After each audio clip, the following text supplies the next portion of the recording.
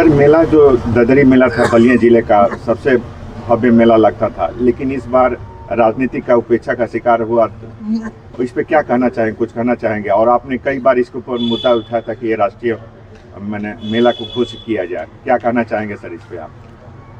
सबसे पहले तो आज लोकबंधु राजनारायण जी, जिन्होंने देश में कांग्रेस पार्टी के द्वारा थोपे गए काले कानून के खिलाफ संघर्ष किया, श्रीमती इंदिरा गांधी को, जिस कांग्रेस का सूर्यास्त नहीं हो रहा था हिंदुस्तान में, उसको कोर्ट से भी हराया है और रोड से भी हराया और देश में एक जनता का राज स्थापित करने का काम किया। आज उनकी पुण्यतिथि है। पुण्यतिथि के मौके पर मैं अपने सहयोगियों के साथ अपनी पार्टी की तरफ से, भारतीय जनता पार्टी की तरफ से श्रद्धांजलि अर्पित करता हूँ, श्रद्धासुमन अर्पित करता हूँ।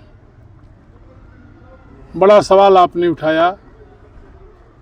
ददरी मेला का इतिहास बहुत पुराना है। ददरी मेला भृगु ऋषि जी ने की तपस्या के पूर्णाहुति के मौके पर जो यज्ञ हुआ था, जिसके संयोजक थे, अध्यक्ष थे दरदर मुनि जी, उनके नाम पर लगता था। कभी जमाना था, हमारे पुरखों ने हम लोगों को बताया कि ददरी मेला के समय यज्ञ होता था। पूरे देश से संत महात्मा आते थे, कार्तिक पूर्णिमा का स्नान करते थे, भृगु जी का दर्शन करते थे, दरदर मुनि को प्रणाम करते थे और यज्ञ में शामिल होते थे।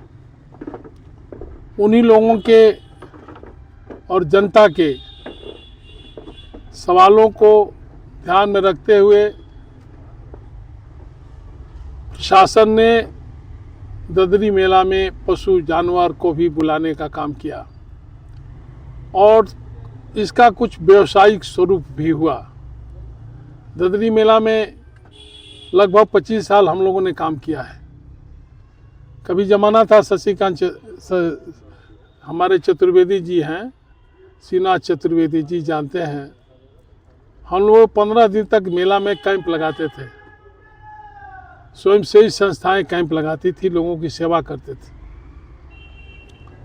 एक फिर समय आया जब नगर पालिका का चेयरमैन हमारे मन का हुआ, तो हमारे आराध्य, हमारे गुरु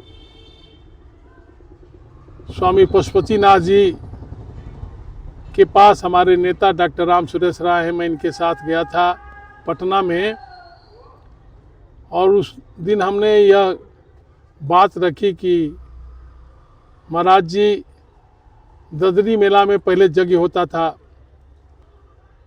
बड़े बड़े संत महात्माओं का प्रवचन होता था, बीच में टूट गया, हम उसका शुभारंभ कराना चाहते थे। बाबा ने हम लोगों का आग्रह स्वीकार किया और उन्होंने डॉक्टर राम सुरेश राय से कहा कि नारद राय को वेदांती जी के यहाँ ले जाओ। वेदांती जी महाराज के पास हम लोग गए और हम लोगों ने कहा, बाबा का हुक्म है कि आपको ददरी मेला में बलिया चलना है। उन्होंने कहा, बहुत बढ़िया काम है, कई दिन रहना है? हम लोगों ने कहा, जितने दिन रहना होगा रहिएगा। बाकी डॉक्टर साहब बोल रहे थे, मैं तो इनका कार्यकर्ता हूँ, आज भी इन्हीं का वर्कर हूँ।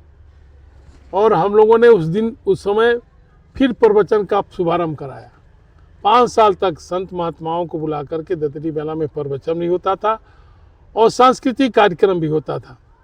समय बदलता गया और कभी कभी प्रशासन की उदासीनता के चलते, कभी कभी सिस्टम की और कभी कभी प्रकृति की मार के चलते ददरी मेला में, जैसा कि इस बार भी आपने देखा, पशु मेला नहीं लगा।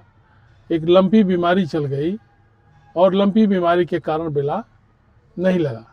जैसा आपने कहा, राष्ट्रीय स्तर का दर्जा, जब मैं इस महकमे का मंत्री था तो इस पर बड़ा गहरा चिंतन मंथन भी किया, समीक्षाएं करी, लेकिन सफलता इसलिए नहीं मिली कि आप पता कर लीजिएगा, आपकी लेखनी में आपके दृष्टि बड़ी है, कोई भी चाहे वो प्रदेश स्तर का मेला हो चाहे राष्ट्रीय स्तर का मेला हो, मेला की अपनी ज़मीन होना ज़रूरी है।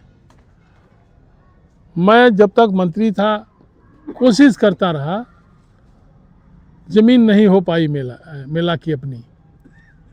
जब मैं मंत्रिमंडल से हट गया तो पता चला कि लगभग 150 बीघा ज़मीन, जो चतुर्वेदी जी से भी मैंने चर्चा किया था, जो पुराना बलिया था, ये हमारा बलिया तो नया बसा हुआ है, पुराना बलिया था और नजूर लैंड आज भी है। कुछ गंगा जी में चला गया है, कुछ कटान में चला गया है, लेकिन अभी भी बहुत सारी ज़मीन वहाँ उपलब्ध है। मैं दावे के साथ कहना चाहता हूँ कि सिर्फ सरकार विकास नहीं करती है, संस्कृतियों को रख रखाव नहीं करती है, उसके लिए जनप्रतिनिधि को जागरूक रहने की भी ज़रूरत है। जनप्रतिनिधि के उदासीनता के चलते कुछ नहीं हुआ। फिर जब माननीय दयाशंकर जी मंत्री हुए, उनके भी मन में यह बात आई है कि इसको मेला का दर्जा प्रदेश और राष्ट्रीय स्तर का मिले। उन्होंने हमसे चर्चा किया, मैंने उनसे इस बात को रखा और मैंने ये भी बता दिया कि यहाँ पर ज़मीन उपलब्ध है, खरीदना नहीं है। उन्होंने इस बात को स्वीकार किया है और दयाशंकर जी को साधुवाद देना चाहता हूँ कि उन्होंने इसको गंभीरता से लिया है, अधिकारियों से बात किया है। जैसे ही ददरी मेला की ज़मीन चिन्हित हो जाएगी, राज्य का और प्रदेश स्तर का मेला का दर्जा मिल जाएगा। सर 2025 बीतने वाला है, 2026 आने वाला है। इस शुभ अवसर पर नए वर्ष में आप अपने कार्यकर्ता को और बलिया जिले वासियों को क्या शुभकामना संदेश कुछ देना चाहेंगे? देखिए, 2025 गुजर गया, आज अंतिम दिन है। बहुत लोगों का अच्छा गुजरा, बहुत लोगों का बुरा गुजरा। संघर्षों का दौर था, हुकूमतें बहुत जगह की बदली। 25 में 2026 देश के लिए, समाज के लिए, परिवार के लिए सबको सुखदायी हो। ईश्वर की कृपा हम लोगों पर बनी रहे और जो काम देश के यशस्वी प्रधानमंत्री जी मोदी जी ने और प्रदेश के मुख्यमंत्री आदरणीय योगी जी ने प्रारंभ किया है, जो काम अधूरा रह गया है वो 2026 में पूरा हो जाए। साथ ही साथ बलिया का विकास भी जो अभी तेज़ गति से चल रहा है उसको और गति मिले और सारा काम 2026 में पूरा हो जाए।